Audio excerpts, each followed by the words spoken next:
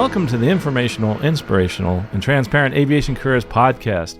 You know, if you're preparing for a check ride at the airline or you're preparing for a private pilot check ride, we all have similar challenges, from academic challenges to psychological challenges. Well, today I have with me Seth Lake, an FAA Designated Pilot Examiner, to discuss how to successfully pass your check ride from both of those perspectives. Seth has an amazing channel. He's going to talk about that, a YouTube channel, and has done some great work and is really helping pilots move forward in their flying life and also their careers. But before we get started, of course, most of you want to know where you can get one of those free scholarships guides. We have the largest directory of scholarships. Last time we counted, about a year ago, we have over $120 million of aviation and aerospace scholarships, and you can find that at aviationcareerspodcast.com/scholarships. If you're looking for a free one, and those free scholarships guys are right there at aviationcareerspodcast.com/free, and that's due to the people that have paid it forward. If you're one of those people that wants to help out and pay it forward and give away free scholarships guides, it's real simple. aviationcareerspodcast.com/pay it forward, and you too can help someone realize their aviation dreams, whether it's getting their private instrument, commercial, maybe it's a glider rating, or possibly a scholarship for college. Real simple to do that. aviationcareerspodcast.com/pay it forward. And again, for the free one, aviationcareerspodcast.com/free.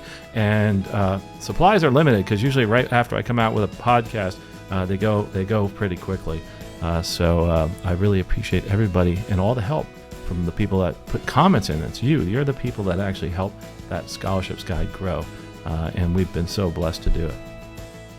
Anyway, let's move on with the show and welcome Seth Lake, who's an FAA Designated Pilot Examiner and is in, I was going to say he's in chilly Arkansas, but you know what? It's pretty chilly here in Florida. Welcome to the show, Seth. Hey, Carl. Thanks for having me. Yeah, winter's still reminding us that, you know, the first day of spring's still a few days away. So, yeah, it's a little chilly. Well, Seth, you, a lot of folks may not know who Seth is, but he's got this awesome video podcast and series of videos out there, but really a varied background in aviation, flying all sorts of different aircraft. So if you could tell us a little bit about yourself and then tell us how you got into becoming an examiner. Yeah, absolutely. Yeah, I'm blessed with a pretty cool aviation career. I started flying here at Russellville, Arkansas is where I'm based. I started flying here in 1996, took my first lesson. Went to the University of Arkansas in Fayetteville, entered as a second lieutenant in the Air Force and went straight to pilot training, where I did kind of our initial, pilot training stuff, and then on to Little Rock Air Force Base was my first assignment, where I got to fly the C-130, and I've been flying the C-130J model ever since 2009 is when I first started flying it. And I flew for active duty for about 12 years, so you're familiar with that. That's kind of like a 9-to-5 job. You're there every day. And in 2019, I decided to leave active duty and go into the reserves. So now I still get to fly the C-130. Usually I fly about 4 times a month. And in 2019, I went as a full-time instructor, kind of made the leap there. I wasn't an examiner yet, so I started doing these accelerated multi-engine courses. I had a couple of travel airs where I did that we've been doing that for about 4 years, and we're actually pausing that program for a little bit because maintenance has gotten really difficult on our older airplanes. But in that time frame, I also got designated as a pilot examiner. So now I'm a DPE, give check rides, and then I also do some pilot contract work as a contract pilot, and I am on 2 different Part 135 certificates where I fly the King Air 200, the Cheyenne 2, Cheyenne 3, and the Kodiak. So I get to do some check airman duties with them as well as just some line flying. So yeah, I kind of have, I went not the direction of the airlines like a lot of my peers and did other things. So instead of having one job, I have like 4 or 5 jobs now.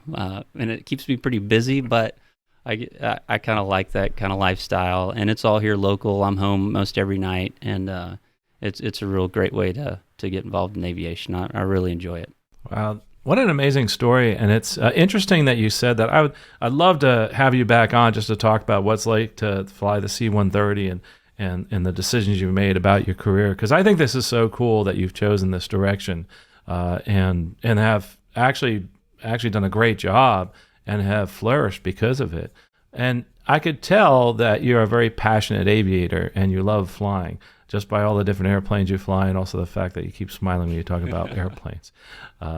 Interestingly, you mentioned the Cheyenne. We're actually in the building that they actually were building some of those, and they actually had the flight simulators right to the side of us. So maybe when you stop by, if you come to Sun and Fun sometime, I'll have to show you where the actual simulators used to be. Yeah, the Cheyenne's getting less and less common, so I'm blessed to have gotten to fly it as much as I have, which isn't a ton, but I've gotten both to fly the 2 and the 3. I'd still love to fly the 400 LS if I can get my hands on one of those. That'd be fun. But would love to talk more about that. But the reason I wanted to have you on today is there's something I'm trying to stress to some of the people. I train on various levels, airline, college, etc. And one thing I'm trying to impress upon people is that it's really a good idea to try as hard as you can to pass your check ride, especially for aviation jobs in the future, because some of these jobs require you to have a maximum of maybe 3 failures on check rides. So what I'd like to do is enable people to have a better pass rate, and to do that, come to people like Seth and ask for some advice. And one of the things that I find is there's 2 things. They're nervous, number one, or they're not prepared for the check ride. So I kind of want to talk about those 2 things. And I was giving an exam the other day. I'm in an AQP program, and it was amazing how nervous the person was. Didn't even read the question because I have a slideshow of questions. And we're going to talk a little bit about that, how that, and I'm sure you've seen that before. The question, the answer he told me had nothing to do with the question. I said, wow, I feel so bad for this person. So let's give some people some tools. But before that, let's talk first of all about preparing and the ACS. I tell people it's a good idea to read the ACS, but I'd love to hear from your perspective why people should actually review and read and get to know that ACS. Yeah, so that's actually why I started my podcast and YouTube channel, is to help people decipher the ACS, because when you tell somebody to go read it, an uninitiated person that doesn't really know how the ACS document is structured, it kind of feels like reading a phone book, and the eyes glaze over, and you really don't understand how that document is working. It takes a little bit of training to do that. So I thought a really good way to do that would be to have a YouTube channel where I can kind of bring up my computer screen, and I can go through kind of what I call the meat of the ACS, which are those task tables, which tell you, in area of operation 1, task A, that's where the oral begins. So when people call me up before a check ride, or they send me an email and they say, hey, Seth, what do you like to ask during the oral? It's very straightforward for me to say, well, the ACS lists exactly the questions that I can ask during the oral exam, and they're located in the beginning of the ACS, area of operation 1, task A, and you look in the knowledge criteria. I have to sample at least 1 knowledge item, at least 1 risk management item, and then you have to show proficiency in all of the skills. So if that's kind of the code of the ACS, now that I've provided you with how it works, it's a lot easier for you to go through the ACS and read it and actually understand what you're reading, and be able to predict kind of how the flow of the check ride is going to go and what types of questions you can expect from your examiner. So if you know what to expect from your examiner, I guess that leads to the next part is, psychologically preparing yourself. I think sometimes we're afraid of the unknown. This is one of those ways to actually get away from the unknown and learn the ACS, as far as, trying to get some of that nervousness away. You're always going to be nervous, right? No matter what. I mean, I've done it. You've done a ton of check rides. You're always nervous. So tell us a little bit about that side of things. How is it that, or what advice do you give to people that are incredibly nervous before the check ride? Yeah, another reason that I think it's good for me to do these shows and get out there and kind of let people know an examiner. I like kind of humanizing myself a little bit, because there's also the nervousness of, it feels like a very one-sided event where I've got this super experienced person, and they're literally judging me, and I know that they've got way more experience than I do, and it just feels very one-sided and intimidating. And I want to take some of that away. I'm just a regular guy. I'm here to do a job. I do check rides all the time, so I'm not nervous going into this, but the people that I'm sitting across the table are super nervous because they've never done this before. And that kind of builds on that one-sidedness of the relationship during the check ride. Is I literally do, hundreds of check rides a year, and if the person across from me is taking their private pilot, they've never done a single one in their entire life. So, for me, it's just another day. For them, it's a major life event, something that they've practiced and trained for a long time, and it's kind of this unknown thing. So I think, getting to know an examiner, if you have an examiner in your local area, try to go meet them, try to learn more about them. But main thing is just understand that they're just another pilot. They're a person. They're a human being.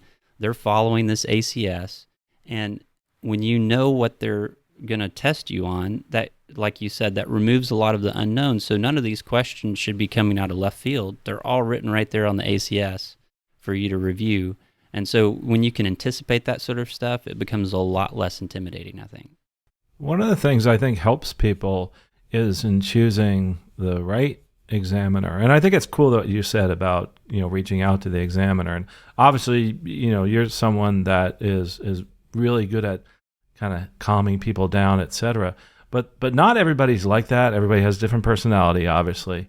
I think personally, I feel that it's very important to choose the right examiner for my students, especially those that may be intimidated by certain examiners.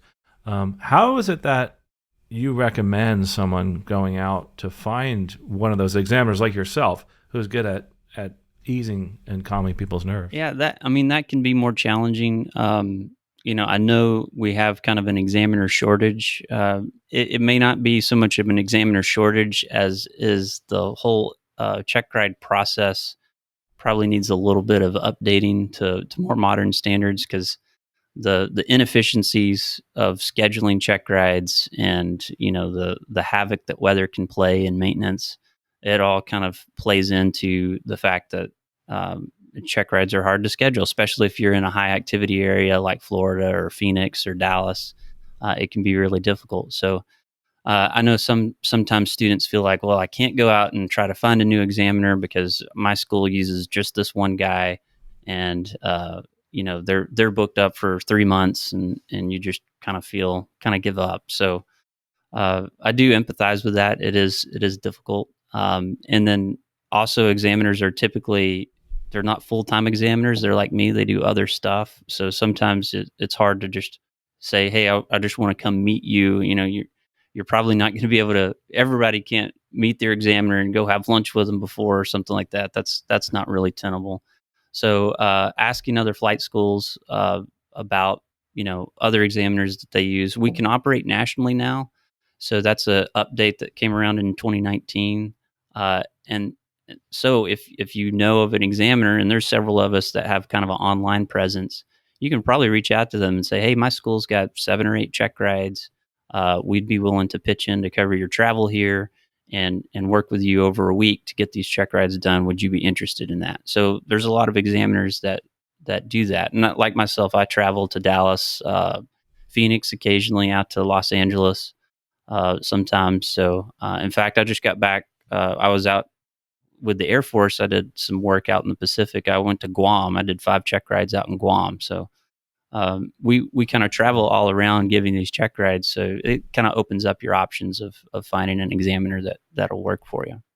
And one of the things I think is great about the fact that you guys move around is the fact that, like yourself, many people have other jobs.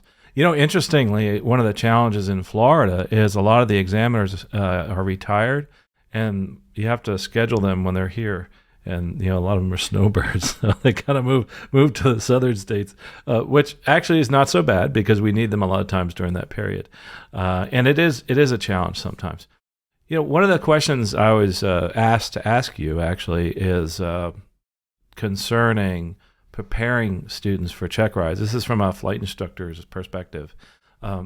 What is your feeling on a syllabus, and do you feel that a structured training syllabus is important and helpful for someone passing a check ride? Yeah, I think a syllabus is important.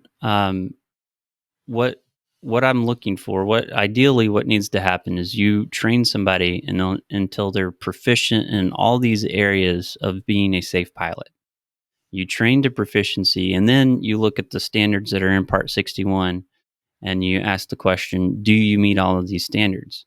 If you don't meet those standards, it turns into, okay, now we need to go out and do some additional kind of time building to get you where you need to be. But I think what is a lot more common is you train to proficiency. You look back at Part 61, you realize, yeah, we exceed all those hours. So now you're ready for the check ride. Now let's get you kind of prepped for that check ride, and kind of polish everything up and send you on to your practical test. The danger I see with the syllabus is being too regimented on the syllabus and saying, well, you've passed this portion of the syllabus, I'm going to sign you off and you're going to move to the next step. So you've completed the syllabus, but the proficiency isn't there. And so that's where I see kind of a misuse of a syllabus, where they come to me and they have a completed syllabus and they meet all the requirements of Part 61. So legally they're ready for this check ride, but really, practically speaking, they're not quite totally done. So the bread's been taken out of the oven a little bit too early. Needs a little bit more time. And that's what needs to happen, is they need to go back and do some more training. So, and that also in turn helps the whole check ride process, because if we increase the number of passes on the first attempt, that decreases the requirement for retests, which gives us more time to do initial tests. So I think what we saw last year was an increase in the number of or a decrease of the pass rate. So the failure rate's kind of increasing, and that just starts this feedback cycle and makes check rides harder and harder to schedule, because now we're having to do, instead of one practical test per pilot, we're having to do two, because there's a disapproval in there and we have to do the retest. Yeah. I mean, being prepared is very important. The syllabus is a tool just like any other. Just checking the box is just checking the box. Knowing whether your student's prepared, you're the one that has to do that as an instructor. So great advice. Great advice. How about as far as passing your check ride? I know you have a whole podcast and YouTube channel, but maybe some quick words of wisdom, maybe 2 or 3 items that you could maybe give us and tell us what you feel are some of the more important points to passing that check ride.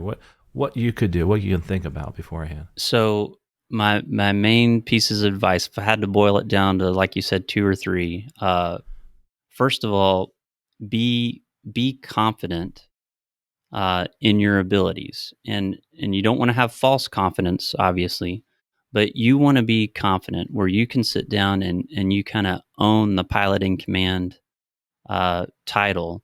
You can put that pilot in command hat on and you can act like a pilot in command. I want to see mastery of the aircraft. So if you come in and you're really nervous and you're kind of, I call it being kind of a victim of the check ride. Don't be a victim of the check ride. Take ownership of the check ride and sit down and say, hi, Mr. or Mrs. DPE. I'm Seth. I'm here to take my private pilot check ride. I know we're using the ACS. I've got everything ready. I'm ready to go. This is my plan. Any questions that you ask, I'll be able to answer immediately, or I know where to find them because I have all this stuff prepared. And then just kind of take ownership of that check ride. Don't be a victim and think, okay, I'm gonna sit back and I'm just gonna take a beating with your questions. So be confident. That's number one. Number 2 is over prepare. Try to over prepare. You'll probably be, hopefully the feeling is after you over prepare, you're going to sit back after the check ride and be like, man, really didn't need to do all that work. I was way too prepared. That's perfect. So be confident and over prepare. And the other thing is, get a good night's rest before. I know that's easy for me to say. Yeah, that's easy for me to say. But man, there's so many times somebody comes in and you can just tell they're already fatigued, and we're fixing to start this process because they were really nervous beforehand. So remember, uh, it, we use this, say, my dad was in the Army, and he would say this before I'd go do something difficult like pilot training. He's like, son, remember, they can't kill you and they can't eat you. And so that's kind of the extreme thing, but it's not a life or death thing. So don't be real nervous about it. You did mention, failures could have a career impact. I think you would agree with me though, like a Part 61 failure isn't nearly as big of a deal as let's say a Part 121 training failure. Like that's a much bigger deal. So these kind of, I'll call them warm up check rides, like your private pilot failure. If and I've sat on hiring boards in both the Air Force and Part 135. If we see somebody with a private pilot or commercial pilot check ride failure, and that interviewee is like, yeah, I learned a lot from this failure, I just didn't prepare well enough, and they have a good attitude about it, it's not a big deal.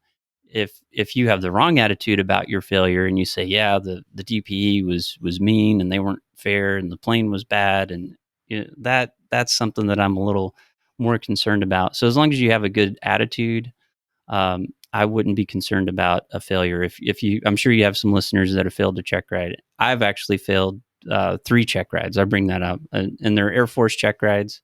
It doesn't matter. I've still had 3 failures. They're terrible experiences. I don't wish them upon anybody, but they weren't career killers either. So it's definitely something that you can easily recover from with the right attitude. Absolutely, especially during the interview prep, and that's one of the reasons I do the career coaching, is the fact that we prepare people to answer those questions. What did you learn, and answer it properly.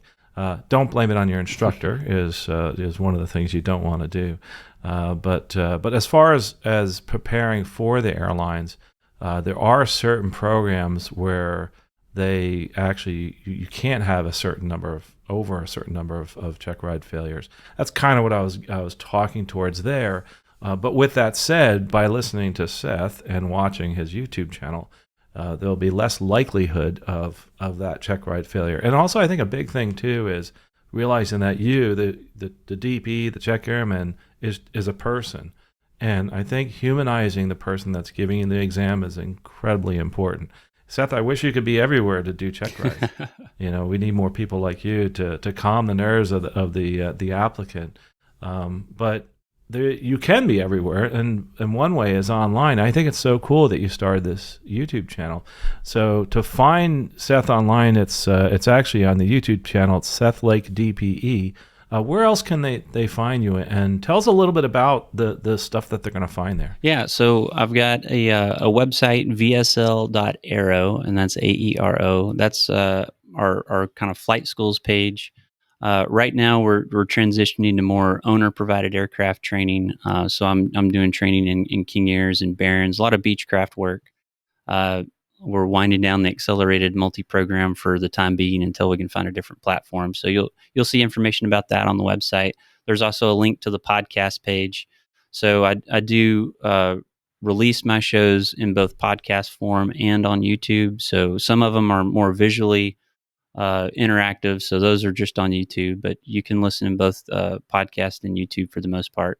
I also have a series of interactive guides, an interactive ACS for the instrument and commercial that I've put together, and those I've basically taken a bunch of FAA documents, combined them into one electronic document that makes studying for your check ride, I think, a little bit easier, and I'm constantly revising those and releasing new ones. So those are available for purchase on the website as well. Awesome. And by the way, my favorite thing about Seth's channel is the fact that, say you're preparing for your private, you can he has playlists set up, and you can actually play that playlist for the private, the instrument.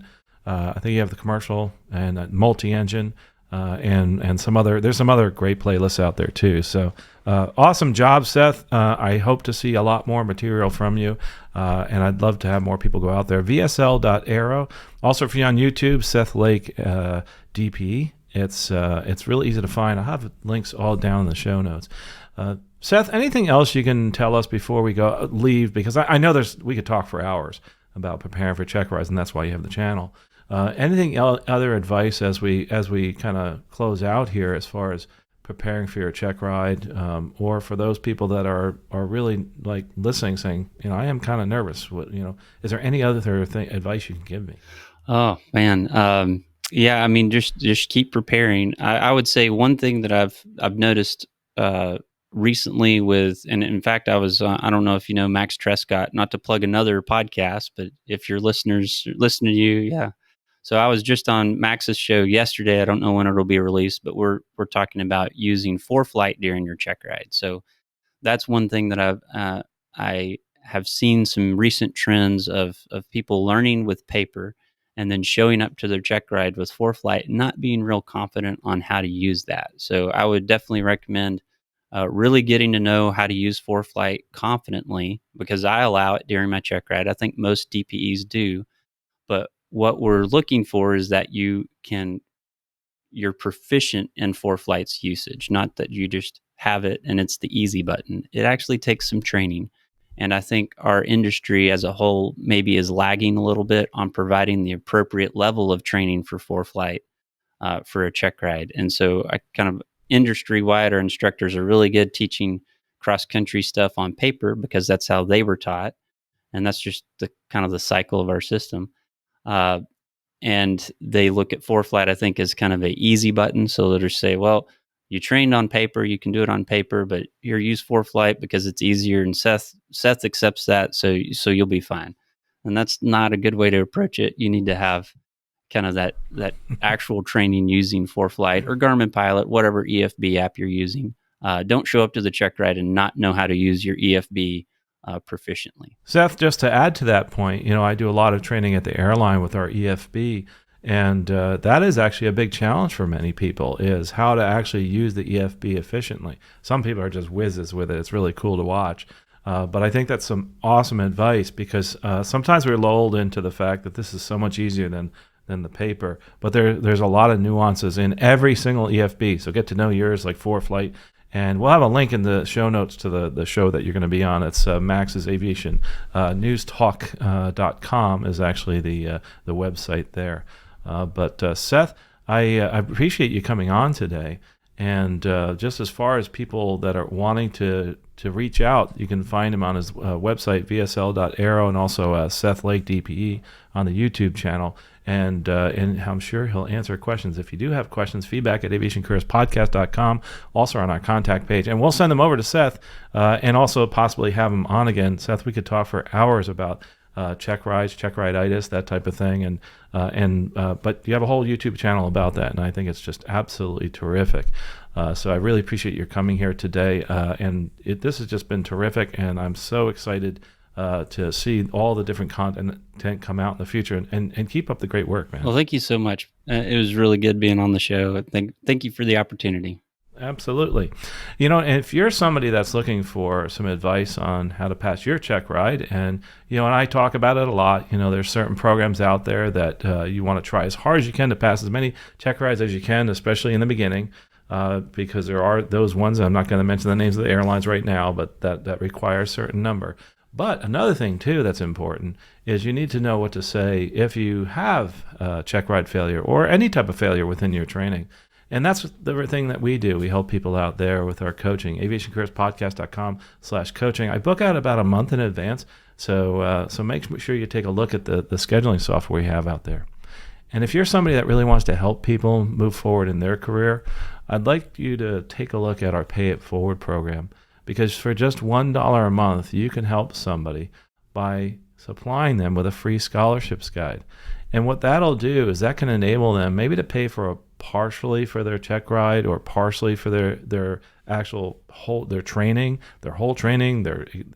It's amazing what has happened with people in the past. I have one successful story from the scholarships guide, that this gentleman went out and just looked at all sorts of scholarships, wound up paying for his whole flight training and all of his schooling.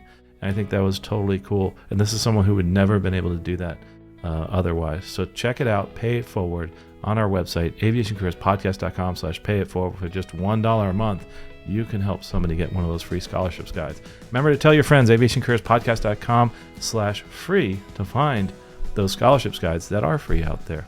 But most importantly, when you're getting ready for a check ride, or you're trying to do anything in your career, move forward in your career, the most important thing to do is, whether you're listening to Seth on his podcast, where you're listening to this podcast here at Aviation Careers Podcast, is to do something every day to move forward in your career. Don't just stop when you stop listening to this.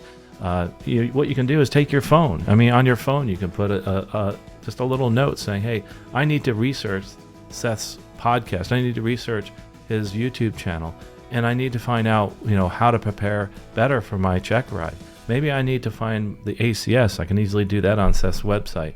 But make sure that every single day you take one step towards your career goal. And I really appreciate Seth coming on. I appreciate you listening. And don't forget to take that one step today to move forward in your career and your life. We'll talk to you next episode. Safe flying out there.